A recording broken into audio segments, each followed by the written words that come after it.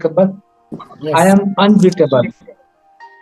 मतलब परिस्थिति कोई भी हो, मैं अनब्रेकेबल हूँ और अनबीटेबल हूँ। कोई मुझे हरा नहीं सकता, कोई मुझे तोड़ नहीं सकता। मेरा एक ही निवेदन है कि आप सिर्फ 20 मिनट 25 मिनट इन बातों को ध्यान से सुनिए, और पेन पेपर हो तो आप उस पर नोट भी कर सकते हैं। और मैं आपको गारंटी देता हूँ कि इसमें कुछ न कुछ आपको नई बातें, और जो पुरानी बातें आप जानते हैं उसका एक नया स्वरूप आपको दिखने को मिलेगा।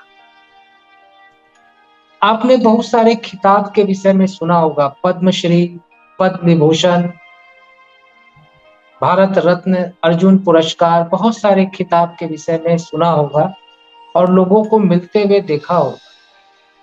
लेकिन आज बात करते हैं एक ऐसे खिताब की जो लोगों ने दे दिया एक लड़की को, और उस खिताब का नाम था ugliest women of the world. Ugliest women of the world, विश्व की सबसे अगलीस्ट लड़की, उसके विषय में बात करते हैं। नाम था उसका लीजी, लिजी। और आप सोचिए, उसकी हाइट है 5 फुट 2 इंच, 5 फुट 2 इंच, और वजन सिर्फ 23.5 kg। वजन 23.5 किलो, हाइट 5 फुट 2 इंच। उसको एक बीमारी है, और उस बीमारी के कारण उसके शरीर में फैट नहीं बनता। तो उसके शरीर में कोई फैट नहीं है, और मजबूरी में लीची को हर 15 मिनट पे खाना पड़ता है। अगर वो 30 मिनट तक खाना न खाए तो इस दुनिया से चली जाएगी।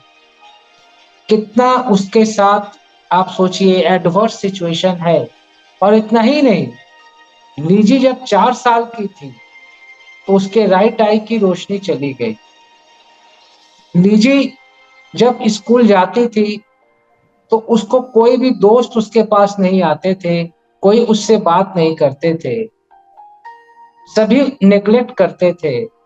घर आती थी, माँ को बताती थी, माँ मेरी क्या गलती है, आज मैं अगर सुंदर नहीं हूँ तो इसमें मेरा तो कोई मिस्टेक नहीं है, लोग मुझसे बात नहीं करते, मैं खेलना चाहती हूँ, मैं तो अभी बच्ची हूँ। माँ उसको गले लगा लेती थी, कहती थी बेटी, लोग तुम्हें समझ नहीं पा रहे, तुम एक अलग तरह की इंसान हो, और इसके कारण तुम्हारी हाइट और तुम्हारी जो बॉडी का स्ट्रक्चर है वो दूसरे लोगों से अलग है। तुम लोगों से मिलते रहो, अपना काम करते रहो, मुस्कुराते रहो, एक दिन लोग तुम्हें समझ जाएंगे। उसके पेरेंट्स ने उससे ये नहीं कहा कि तुम घर पर बैठो, हम घर पे ट्यूशन रख देते हैं। उसने उसे प्रोत्साहित किया कि तुम जाओ, फेस द वर्ल्ड, संसार का सामना करो, लोग जो बोलते हैं उसका सामना करो, और अपने आप को खुश रखो। लीजी का एक छोटा सा वीडियो उसके स्कूल के ही एक मित्र ने बना दिया, 8 सेकंड का, और वीडियो का टाइटल था ugliest women of the world. आप सोचिए 8 सेकंड का ये वीडियो कितने लोग इसको देखेंगे। यूट्यूब पे अवेलेबल हो गया, 40 लाख लोगों ने इस वीडियो को देखा, और हजारों लोगों ने कमेंट किया। किसी ने कहा लीजी तुम्हें जीने का हक नहीं है, तुम्हें मर जाना चाहिए। किसी ने कहा कि तुम अपने आप को शूट कर लो। किसी ने कहा कि तुम्हारा चेहरा जब हम रात में देखते हैं तो हमें नींद नहीं आती है, तुम धरती के ऊपर बोझ हो, तुम अगर चली गई तो ये बोझ हल्का हो जाएगा। अब एक बच्ची इतना कमेंट सुनने के बाद भी लीजी घबराई नहीं, और लीजी ने कहा कि लोग मुझे राक्षस बोलते हैं, मैं खुद को राक्षस नहीं मानती, मैं अपने जीवन की ड्राइवर हूँ। I am the driver of my car. Car मेरा है, ड्राइविंग सीट पर मैं हूँ, मेरी कार किधर जाएगी इसका निर्णय मैं लूँ। और उसी तरीके से मेरा जीवन है, I am the driver of my life. मेरा जीवन है, मैं इसको कहाँ लेकर के जाऊंगी इसका निर्णय मैं लूंगी। और लीची ने ये सोचा कि ठीक है, मैं ब्यूटी क्वीन तो नहीं बन सकती, लेकिन मैं राइटर तो बन सकती हूँ। और लीची ने 4 किताबें लिखी। एक किताब उसने हैप्पीनेस के ऊपर लिखी, और एक किताब उसने लिखी बी यू, बी ब्यूटीफुल, खूबसूरती के ऊपर लिखी। लीजी कहती थी जितनी नेगेटिविटी फेंकनी है मेरे ऊपर आप फेंको, मैं वो निगेटिविटी को यूज करके अपने आप को पॉजिटिव बनाऊंगी। आप अगर मेरे ऊपर ईंट फेंकोगे तो मैं उस ईंट से अपने घर की दीवार बना दूंगी। आप अगर आग फेंकोगे तो मैं उस आग से अपने अंदर की आग को और जला करके अपने आप को और प्रोत्साहित करूंगी। और लीजी ने अपने आप को कभी भी ब्रेक नहीं होने दिया। लीजी ने कहा, I am unbreakable, I am unbeatable, और कोई मुझे तोड़ नहीं सकता, कोई मुझे हरा नहीं सकता, पराजित नहीं कर सकता। और लीजी ने कहा, I will define my self, जैसे मैं कौन हूँ, मेरे मेरी क्या परिभाषा है, मैं अपनी परिभाषा खुद बनाऊंगी। कोई मुझे कहेगा राक्षस, कोई कहेगा ugliest women of the world, कोई फेलियर कहेगा, कोई कुछ कहेगा, लेकिन ये मेरी परिभाषा नहीं है। मेरी परिभाषा मैं निर्धारित करूंगी। मेरी परिभाषा ये है कि आई एम अ राइटर, मैं लेखिका हूँ, और उसने 4 किताबें लिखी और यूट्यूब पे उसका चैनल लाखों लोग सब्सक्राइबर है और उसका व्यू कई करोड़ में है। आज लीजी इतने एडवर्स सिचुएशन के बाद भी एक बहुत बड़ी मोटिवेशनल स्पीकर है, आप यूट्यूब पे सुन सकते हैं उसका, और कई कंट्री में जाके लोगों को मोटिवेट करती है। लीजी हर 15 मिनट पे खाती है। वो कहती है कि ये मेरे लिए एक गिफ्ट है कि मैं जितना चाहूँ, जितने तरह का खाना खाना चाहूँ मैं खा सकती हूँ। और उसके साथ जो उसके रूम में रहता है उसको थोड़ा डिस्टरबेंस होता है क्योंकि हर 15-20 मिनट पे उसको खाना पड़ता है। अब आप देखिए लीजी, लोग उसको क्या क्या बोलते थे, लेकिन लीजी ने किसी का कोई जवाब नहीं दिया और अपने आप को ब्रेक होने से बचाया, अपने आप को पराजित होने से बचाया, और अपने उसने एक ही चीज पर फोकस किया कि मेरे पास क्या है और मैं उसका क्या कर सकती हूँ। जो नहीं है उसके ऊपर उसने फोकस नहीं किया। उसने ब्लेम, कंप्लेन और एक्सक्यूज से अपने आप को दूर रखा। उसने भगवान को दोष नहीं दिया, अपने पेरेंट्स को दोष नहीं दिया, सिर्फ अपने आप को आगे बढ़ाने के लिए वो क्या कर सकती है उसके ऊपर उसने फोकस किया। और आप देखिए, ugliest ugliest women of the world की शादी भी कुछ दिनों पहले हो गई। तो लीजी जब अपने आप को अनब्रेकेबल रख सकती, अनबीटेबल रख सकती, तो हम और आप भी रख सकते हैं। हम और आप ये सोचे कि हम अपने आप को डिफाइन किस रूप में करना चाहते हैं। हम अपने आप को सफल स्टूडेंट के रूप में डिफाइन करना चाहते हैं या असफल स्टूडेंट के रूप में डिफाइन करना चाहते हैं। हम कई बार सोचते हैं विद्यार्थी मित्रों, हमारे पास साधन कम है, हमारे पेरेंट्स हमें पॉकेट मनी कम दे रहे हैं, हमारा स्कूल उतना अच्छा नहीं है, स्कूल में प्लेग्राउंड उतना अच्छा नहीं है। ये सब छोटे मोटे चीज है, छोटी मोटी बातें हैं, और इसके कारण हम लोग अपने आप को डिस्टर्ब रखते हैं। किसी ने कुछ कह दिया, अपने आप को डिस्टर्ब कर लेते, उस दिन हम कोई काम ही नहीं करते, उस दिन कोई प्रोग्रेस का काम नहीं करते। आप देखिए लीजी के जीवन को, कितनी एडवर्स सिचुएशन थी, लोग उसको क्या क्या बोलते थे, फिर भी लीजी ने अपने आप को डिस्टर्ब नहीं होने दिया, अपने आप को ब्रेक नहीं होने दिया, अपने आप को पराजित नहीं होने दिया, और अपना भविष्य बनाया। और आज लोगों को मोटिवेट कर रही है, किताबें लिख रही है, वीडियो बना के यूट्यूब पे डाल रही है। तो ये एक सोचने का विषय है कि हम और आप क्या कर सकते हैं। और लीजी ने खूबसूरती की एक नई परिभाषा बनाई। उसने कहा कि ये जो खूबसूरती की परिभाषा है ना, कि जिसका चेहरा जितना खूबसूरत है वो उतना खूबसूरत है, उसने कहा नहीं, खूबसूरती का चेहरे से कोई मतलब नहीं है। खूबसूरती का हमारे अंदर से मतलब है। हमारे अंदर कौन सी क्वालिटी है, हम कौन सा काम करते, हम लोगों के लिए कुछ भलाई करते या नहीं करते, हम प्रगति के रास्ते पर चल रहे हैं या नहीं चल रहे हैं। खूबसूरती का संबंध इससे है। अगर हमारे विचार खूबसूरत हैं तो हम खूबसूरत हैं, न कि चेहरे से खूबसूरती का कोई संबंध है। तो लीजी ने ये जो परिभाषाएं बनाई है, ये हमारे और आपके लिए बनाई है। हम इसका उपयोग करके आगे बढ़ सकते हैं। ग्लेन कनिंघम, यूएसए का जन्म हुआ उसका। ग्लेन कनिंघम व्हील चेयर पर बैठा था और अपने डॉक्टर को कह रहा था, डॉक्टर मुझे अपना जीवन व्हील चेयर पर नहीं बिताना है, मैं चलना चाहता हूँ, मैं दौड़ना चाहता हूँ। डॉक्टर ने कहा, हाँ बेटा, एक समय आएगा कि तुम चलोगे, दौड़ोगे, जबकि डॉक्टर को ये मालूम था कि ग्लेन कनिंघम कभी भी चल नहीं सकता, लेकिन वो उस बच्चे की हिम्मत को तोड़ना नहीं चाहता था, इसलिए उसने झूठ बोल दिया। ग्लेन कनिंघम का जन्म 1909 में अमेरिका में हुआ था। 1909 में अमेरिका में हुआ था। वो और उसका बड़ा भाई फ्लाइट, ये दोनों एक स्कूल में पढ़ा करते थे। स्कूल में शिक्षक ने इन्हें एक एक्स्ट्रा ड्यूटी दे दी कि तुम सभी बच्चों के पहले आना और अंगीठी जलाना। ये दोनों सभी बच्चों के पहले पहुंच जाते और अंगीठी जलाते। एक दिन की घटना है, इन्होंने गलती से पेट्रोल का कनस्तर उठा लिया और अंगीठी के पास जब रख दिया तो अंगीठी की गर्मी से पेट्रोल का कनस्तर भ्रष्ट हो गया, फट गया और पूरे कमरे में आग लग गई और दोनों जलने लगे। बाजू वाले कमरे में चपरासी कमरा साफ कर रहा था, दौड़कर आया, दोनों को हॉस्पिटल ले जाया गया, लेकिन ग्लेन कनिंघम का बड़ा भाई फ्लाइट बच न सका और ग्लेन कनिंघम भी बुरी तरह से जल गया और उसके दोनों पैर बेकार हो गए। लेकिन ग्लेन कनिंघम के दिमाग में एक ही चीज था कि मैं टूटूंगा नहीं, मैं पराजित नहीं होऊंगा, मुझे तो चलना है, मुझे तो दौड़ना है। डॉक्टर क्या कहते इससे मुझे कोई मतलब नहीं है।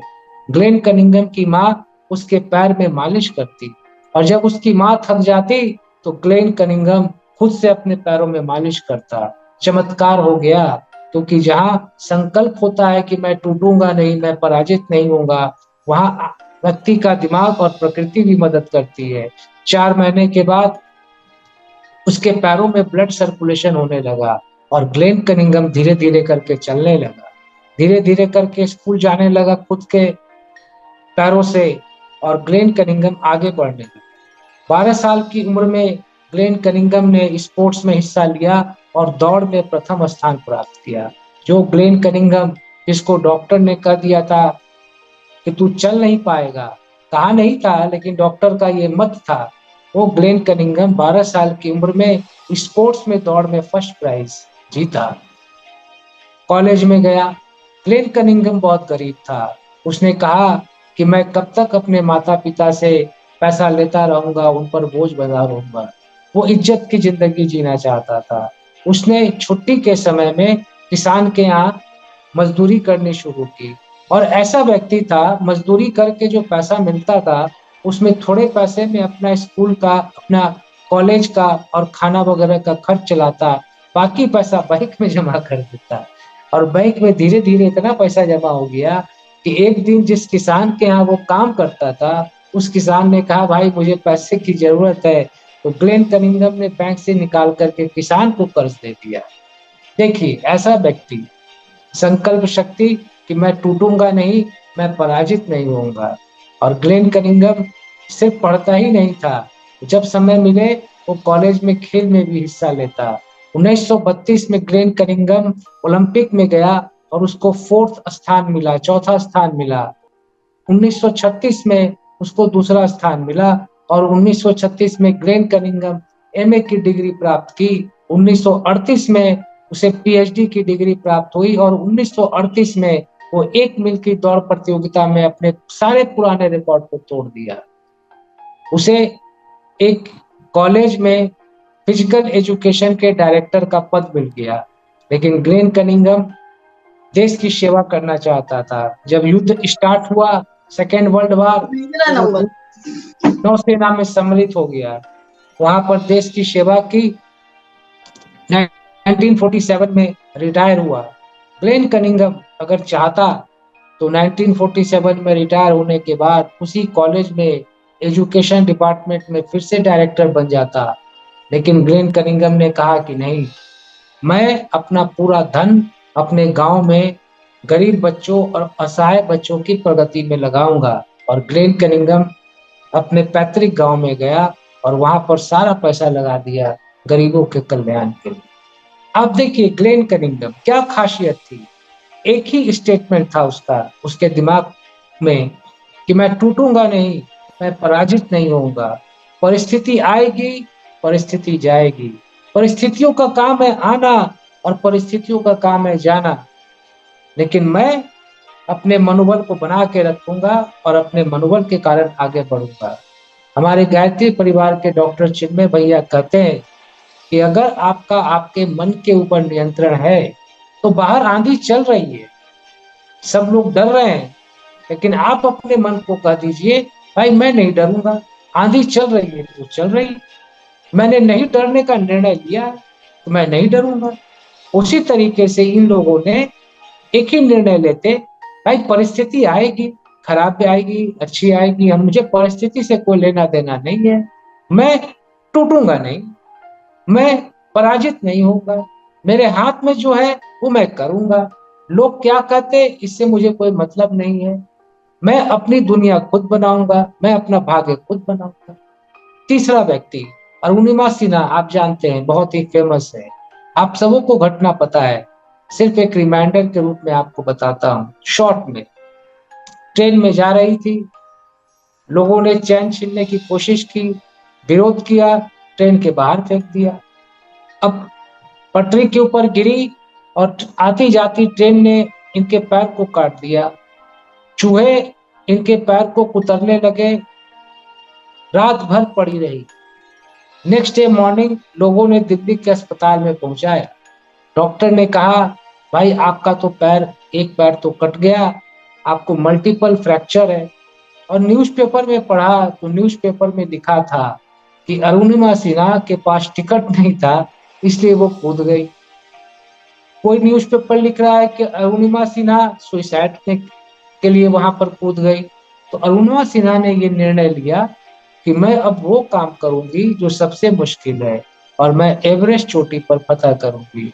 आप सोचिए, मल्टीपल फ्रैक्चर हो, पैर नहीं हो, वो व्यक्ति एवरेस्ट पे चढ़ने की सोच रहा है, कारण वही संकल्प शक्ति, मैं टूटूंगा नहीं, आई एम अनब्रेकेबल। परिस्थिति की क्या औकात कि मुझे तोड़ दे, परिस्थिति की क्या औकात कि मुझे पराजित कर दे, मैं अपराजित हूँ, I am unbreakable, I am unbeatable. और मैं जब तक जीवन है तब तक मैं अनबीटेबल और अनब्रेकेबल रहूंगा, मुझे कोई रोक नहीं सकता ना। अगर मैं अनब्रेकेबल रहना चाहता हूँ, अनबीटेबल रहना चाहता हूँ, ये मेरा निर्णय है ना। एक आतंकवादी बन जाता है व्यक्ति, कहता है भाई मुझे आतंकवादी बनना है, उसका निर्णय है, आतंक फैलाता है। तो क्या हम बच्चे, आप बच्चों से मैं प्रश्न करता हूँ, क्या आप अपने आप को ये मैसेज नहीं दे सकते कि मैं आज से शपथ लेता हूँ कि मैं अनब्रेकेबल और अनबिटेबल रहूंगा, परिस्थिति कोई भी आएगी मैं अपना संकल्प नहीं बदलूंगा। लुई ब्रेल का आपने नाम सुना होगा। लुई ब्रेल, लोग समझते हैं कि ब्रेल लिपि जिस लुई ब्रेल ने बनाई वो बचपन से ब्लाइंड होगा, बट ऐसी वास्तविकता नहीं थी। लुई ब्रेल हमारे आपके तरह नॉर्मल आंखों का मालिक था। उसके पिताजी फ्रांस में रहते थे, चमड़े को काट काट कर छुरे से, चाकू से और सामान बनाए करते थे। और लुई ब्रेल 3 साल की उम्र में देखता रहता था कि पिताजी क्या कर रहे हैं, बहुत ध्यान से देखता था। एक दिन की बात है, पिताजी थे नहीं, लुई ब्रेल चला गया, देखा कि मैं भी चाकू से चमड़ा काटू, कुछ करूं। चाकू उठाया, चमड़ा हार्ड था, पूरी ताकत से काटने लगा।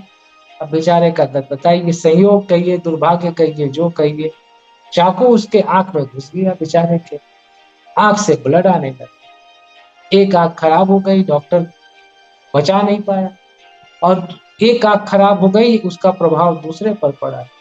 3 साल की उम्र में छोटा सा बालक दोनों आंखों की रोशनी खो दिया, भविष्य अंधकार में हो। माँ बाप परेशान हो गए, क्या करें। माँ धार्मिक प्रवृत्ति की थी, एक पादरी के यहाँ भेज दी कि चलो कुछ बाइबल की कहानियां पढ़ेगा, क्योंकि माँ के दिमाग में ये था कि जब परिस्थिति खराब हो और हमारा ईश्वर पर भरोसा हो तो हमें शक्ति मिलती है, और ईश्वर पर भरोसा नहीं हो तो हम अंदर से टूट जाते हैं। तो इसलिए उन्होंने सोचा कि हमारे बेटे को ईश्वर पर भरोसा हो, इसलिए इसको बाइबल की शिक्षा दिलवा दे। पादरी ने उसको अच्छे से पढ़ाया, समझाया। लड़का इंटेलिजेंट था, सब कहानी सुनता था, धर्म के ऊपर भरोसा हुआ, भगवान पे भरोसा हुआ, और उसका आत्मविश्वास बढ़ने लगा। उस और बच्चों के तरफ वो भी हंसने लगा, मुस्कुराने लगा। पादरी ने खुश होकर के एक स्कूल में एडमिशन करा दिया। और वहां पर देखिए, ब्लाइंड बच्चा है, लिख तो सकता नहीं, देख तो सकता नहीं, टीचर की बात को ध्यान से सुनता था और समझता था।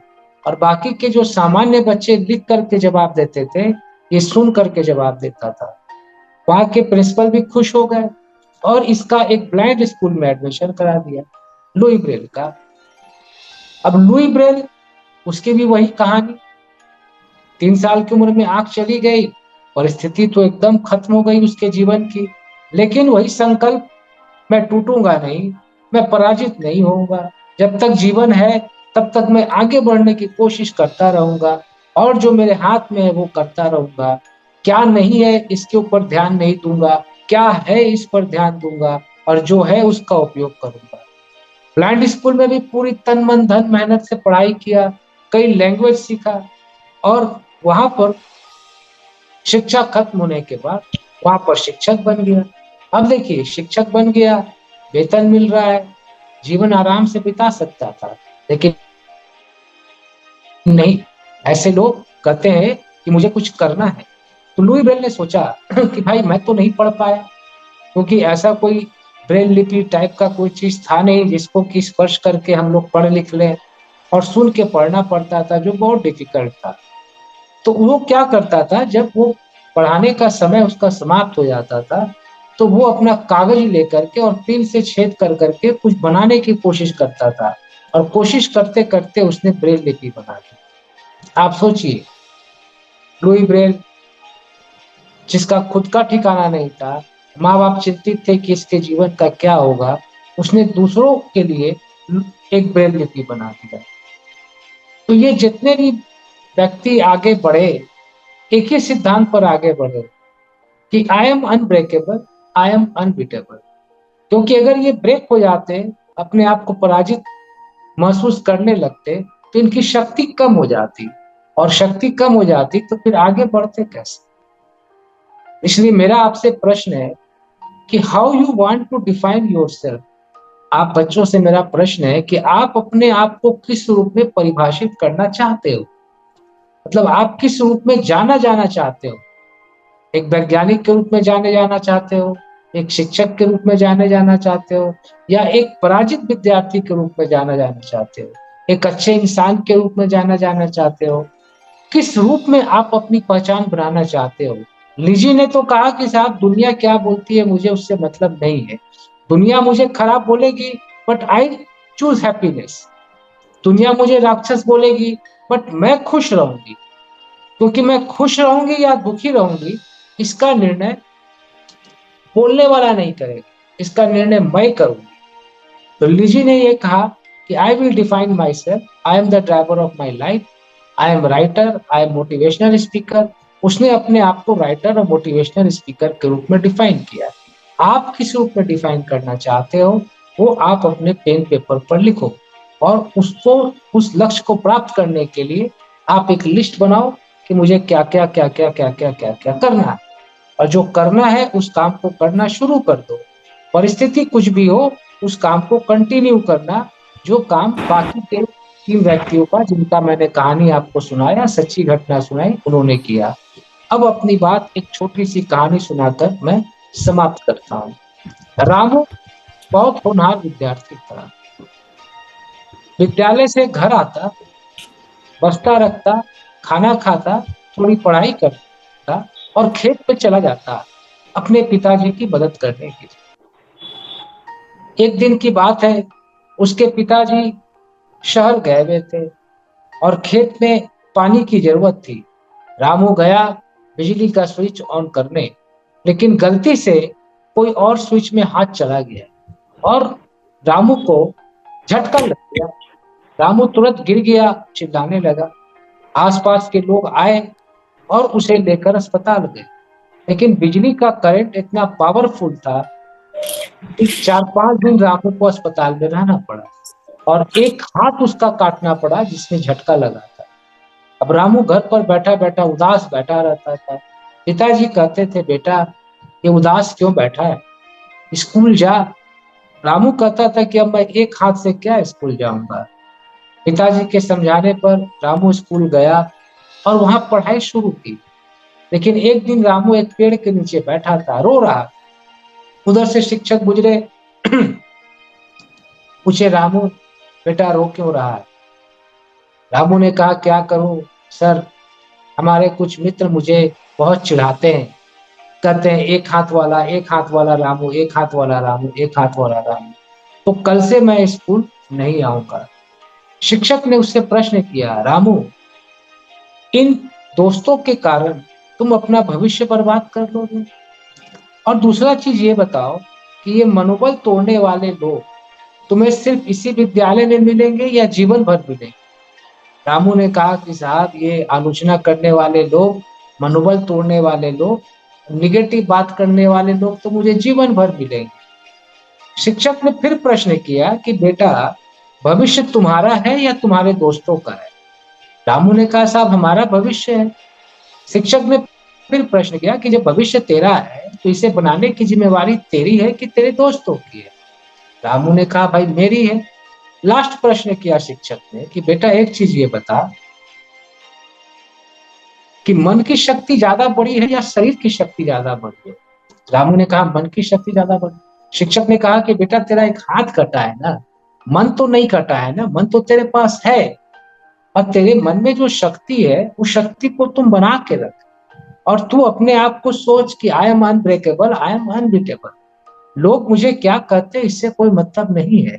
और तू एक सेंटेंस, एक वाक्य दोहराता रहा कि मन की शक्ति शरीर के शक्ति से ज्यादा बड़ी है।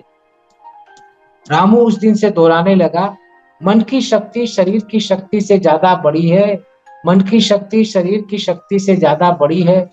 और उसने एक ही ध्येय बनाया कि अब मुझे इन दो हाथ वालों से आगे बढ़ना है। मेरे पास एक हाथ है तो क्या हुआ, अब एक हाथ वाला इन दो हाथ वालों से आगे बढ़ेगा। और रामू ज्यादा प्रयास करने लगा, ज्यादा पढ़ाई करने लगा और इन दो हाथ वालों से आगे बढ़ करके दिखाया। सिर्फ कारण एक ही, मन की शक्ति और मन में एक विचार कि I am unbreakable, I am unbeatable. परिस्थिति मुझे तोड़ नहीं सकती, परिस्थिति मुझे हरा नहीं सकती, मैं परिस्थिति से ज्यादा पावरफुल हूं। आप जानते हैं माउंट एवरेस्ट पर जब एक पर्वतारोही चढ़ रहा था, कई बार फेल कर गया, तो उसने एक बार कहा माउंट एवरेस्ट की तरफ देख करके, देखो भाई माउंट एवरेस्ट, तुम तो पहाड़ हो, तुम ग्रो नहीं कर सकते क्योंकि तुम वहीं के वहीं रहोगे। मैं इंसान हूं, मैं ग्रो कर सकता हूं और मैं हर साल ग्रो कर रहा हूं। मैं आऊंगा नेक्स्ट टाइम, तुम्हारे ऊपर चढ़ के दिखाऊंगा। और वो व्यक्ति उस पहाड़ पे चढ़ गया। क्यों? उसने अपने आप को वही मैसेज दिया, I am unbreakable, I am unbeatable. मेरे मन की शक्ति शरीर की शक्ति से ज्यादा बड़ी है। इसलिए जितने भी महान व्यक्ति आज तक हुए, आप इतिहास उठा करके देखो, उन्होंने एक ही फॉर्मूला पर काम किया, I am unbreakable, I am unbeatable. चाहे वो महात्मा गांधी जी हो, एपीजे अब्दुल कलाम साहब हो, लाल बहादुर शास्त्री हो, कोई भी सफल व्यक्ति उठा करके देख लो, उनके जीवन में परिस्थिति ऊपर नीचे तो होगी ही होगी, लेकिन उस बदली हुई परिस्थिति में उन्होंने अपने आप को अपराजित रखा, अपने आप को अनब्रेकेबल रखा, अपने आप को टूटने से बचा के रखा, फिर अपने काम में लगे रहे और आगे बढ़ गए। इसलिए विद्यार्थी मित्रों, जब इतने लोग कर सकते तो हम और आप क्यों नहीं कर सकते? क्योंकि एक लास्ट प्रश्न करता हूं, आपको कलकत्ता जाना है, जिस ट्रेन पर बैठ करके हजारों लोग कलकत्ता पहुंच गए, उस ट्रेन पर बैठ करके हम और आप कलकत्ता तो पहुंचेंगे ही ना। तो जिस रास्ते पर चलकर हजारों लोग महान बन गए, जिस फॉर्मूले पे चल के हजारों लोग महान बन गए, अगर उस फॉर्मूले को हम अपनाएंगे, उस फॉर्मूले की ट्रेन में बैठेंगे, तो सफलता के मंजिल तक तो पहुंचेंगे ही ना। लेकिन हम उस फॉर्मूले को नहीं अपनाएंगे, हम उस कलकत्ता जाने वाली ट्रेन पर नहीं बैठेंगे, तो हम कलकत्ता कैसे पहुंचेंगे, हम सफल कैसे हो? आप लोगों ने हमारी बात सुनी, इसके लिए धन्यवाद। और आप लोगों का जीवन मंगलमय हो, ऐसी मैं ईश्वर से प्रार्थना करता हूँ। Thank you.